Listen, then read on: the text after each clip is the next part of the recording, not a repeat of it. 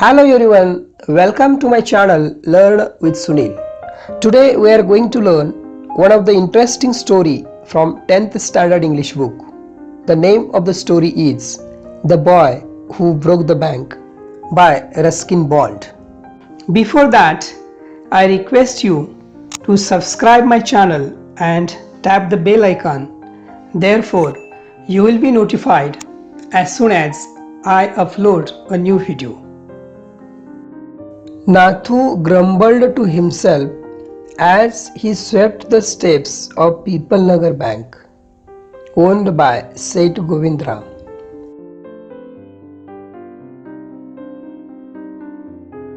He used the small broom hurriedly and carelessly, and the dust, after rising in a cloud above his head, settled down again on the steps. As Nathu was banging his pan against a dustbin, Sitaram, the washerman's son, passed by. Sitaram was on his delivery round. He had a bundle of freshly pressed clothes balanced on his head. "Don't raise such dust," he called out to Nathu. "Are you annoyed because they are still refusing to pay you an extra 2 rupees a month?" "I don't wish to talk about it," complained the sweeper boy. "I haven't even received my regular pay, and this is the 20th of the month. Who would think a bank would hold up a poor man's salary? As soon as I get my money, I'm off. Not another week I work in this place."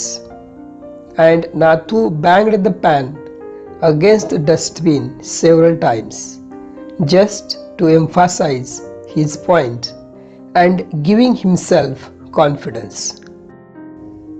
"Well, I wish you luck," said Sitaram.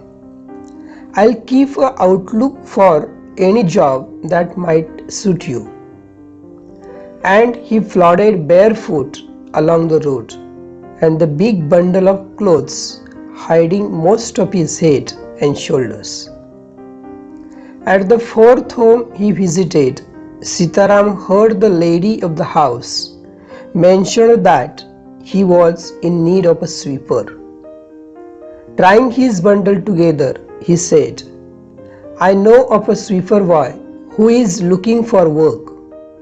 He can start from next month. He is with a bank just now, but they aren't giving him his pay and he wants to leave." "Is that so?" said Mrs. Shrivastav. "Well, tell him to come and see me tomorrow." And Sitaram, glad that he had been of service to both a customer and his friend, hoisted his bag on his shoulders and went his way. Mrs. Shrivastav had to do some shopping. She gave instructions to the ayah about looking for the baby and told the cook not to be late with the midday meal. Then she set out for the Nagar marketplace to make her customary tour of the cloth shops. A large shady tamarind tree grew at the end of the bazaar, and it was here that Mrs. Shrivastav found her friend, Mrs. Bhushan, sheltering from the heat. Mrs. Bhushan was fanning herself with a large handkerchief. She complained of the summer, which she affirmed was definitely the hottest in the history of Nagar. She then showed Mrs. Shrivastav a sample of cloth she was going to buy, and for 5 minutes they discussed its shade, texture and design. Having exhausted this topic, Mrs. Shrivastav said, "Do you know, my dear, that Seth Govindram's bank can't even pay its employees?" Only this morning I heard a complaint from their sweeper, who hasn't received his wages for over a month. Shocking, remarked Mrs. Bhushan. If they can't pay the sweeper, they must be in a bad way. None of the others could be getting paid either. She left Mrs. Shrivastav at the tamarind tree and went in search of her husband, who was sitting in front of Kamal Kishore's photograph shop, talking with the owner. "So there you are," cried Mrs. Bhushan. "I have been looking for you for almost an hour. Where did you disappear?" "Nowhere," replied Mr. Bhushan. "Had you remained stationary in one shop, I might have found you. But you go from one shop to another like a bee in a flower garden. Don't start grumbling. The heat is trying enough. I don't know what's happening to People Nagar. Even the bank about to go bankrupt." "What's that?" said Kamal Kishore, sitting up suddenly. "Which bank?"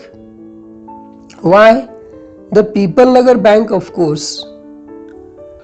I hear they have stopped paying employees." "Don't tell me you have an account there, Mr. Kishore." "No, but my neighbor has," he exclaimed, and he called out over the low partition to the keeper of the barber shop next door. "Deepchand, have you heard the latest? The People Nagar Bank is about to collapse. You would better get your money out as soon as you can." Deepchand, who was cutting the hair of an elderly gentleman, was so startled that his hand shook and he nicked his customer's right ear. The customer yelped with pain and distress. Pain because of cut, and distress because of the awful news he had just heard. With one side of his neck still unsaven, he said across the road to the general merchant store, where there was a telephone. He dialed Seth Govindram's number. The Seth was not at home. Where was he then? The Seth was holidaying in Kashmir. Oh, was that so? The elderly gentleman did not believe it. He hurriedly back to the barber shop and told Deepchand, "The bird has flown. Seth Govindram has left town. Definitely it means a collapse." And then he dashed out of the shop, making a beeline for his office and checkbook. The news spread through the bazaar with the rapidity of forest fire. From the general merchants, it travelled to the shop, circulated among the customers, and then spread with them in various directions to the betel seller, the tailor, the free vendor, the jeweler, the beggar sitting on the pavement.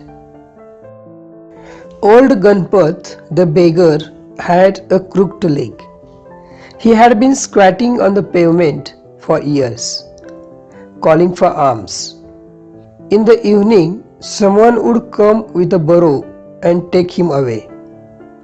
He had never been known to walk, but now, on learning that the bank was about to collapse, Ganpat astonished everyone, leaping to his feet and actually running at the top speed in the direction of the bank. It soon became known that he had 1,000 rupees in savings. People Nagar seldom had a crisis, seldom or never had floods, earthquakes, or drought. And the imminent crash of Peoplenagar Bank set everyone talking and speculating and rushing about in a frenzy.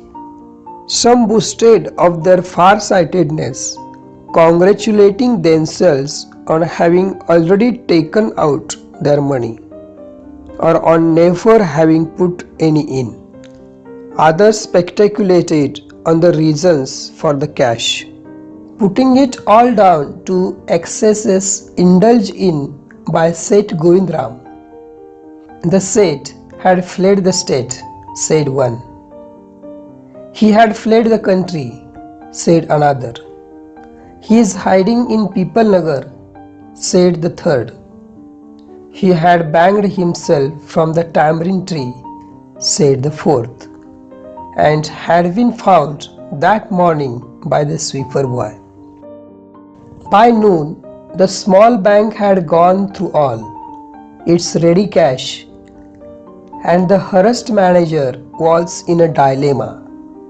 Emergency fund could only be obtained from other bank some 30 miles distant, and he wasn't sure he could pursue the crowd to wait until then. And there was no way of contacting Seth Govindram on his houseboat in Kashmir.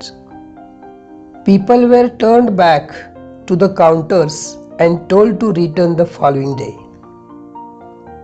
They did not like the sound of that, and so they gathered outside on the steps of the bank, shouting, "Give us our money or we will break in and fetch the Seth. We know he is hiding in a safe deposit locker." Mischief makers who didn't have a paisa in the bank joined the crowd and aggravated their mood. The manager stood at the door and tried to placate them. He declared that the bank had plenty of money but no immediate means of collecting it. He urged them to go home and come back the next day. "We want it now," chanted some of the crowd. "Now, now, now." And a brick hurtled through the air and crashed through the plate glass window of the Peoplenagar Bank. Nathu arrived next morning to sweep the steps of the bank. He saw the refuse and the broken glass and the stone cluttering the steps. Raising his hands in a gesture of horror and disgust, he cried, "Hooligans, sons of donkey! It isn't bad enough to be paid late. It seems my work has also to be increased." He smote the steps with his broom, scattering the refuse. "Good morning, Nathu," said the washerman's boy, getting down from his cycle. "Are you ready to take up a new job from the 1st of next month?"